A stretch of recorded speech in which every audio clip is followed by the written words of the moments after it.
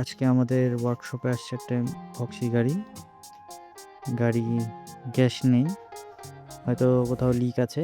আমরা কম্প্রেসার, সামনের চেম্বার, পিছনের চেম্বার সব খুলে দেখব। পিছনের চেম্বারটা বেশি লিক হয়, যার কারণে সেটা আগে খুলে আমরা লিক চেক করব। পরিষ্কার করে বাতাস দিয়ে আমরা দেখব, ঠিক থাকলে এটাকে আবার সুন্দরভাবে বক্সে ফিটিং করে নেব। সামনের চেম্বারে বাতাস দেওয়া আছে, তো কম্প্রেসারও বাতাস দেওয়া আছে। কম্প্রেসারে লিক করছে না, কিন্তু সামনের চেম্বারে লিক করছে, যার কারণে আমরা সামনের ড্যাশবোর্ড খুলে কুলিং চেম্বারটি বের করব এবং নতুন একটি ইভাপোরেটর সেট করব। সামনের চেম্বারটির অবস্থা দেখুন। ব্লোয়ারটি আমরা পরিষ্কার করে নিব এবং সব সিল পাল্টিয়ে কম্প্রেসারে অয়েল দিয়ে আমরা আরেকবার বাতাস দিয়ে দেখব কোথাও আর লিক করছে কিনা।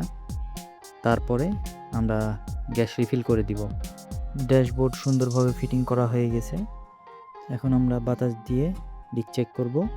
চেক করা হয়ে গেলে সব ঠিক থাকলে ভ্যাকুম করে আমরা গ্যাস রিফিল করে দিব। পাইপ ঘামছে, সুন্দর ঠান্ডা হচ্ছে, সব ঠিক আছে।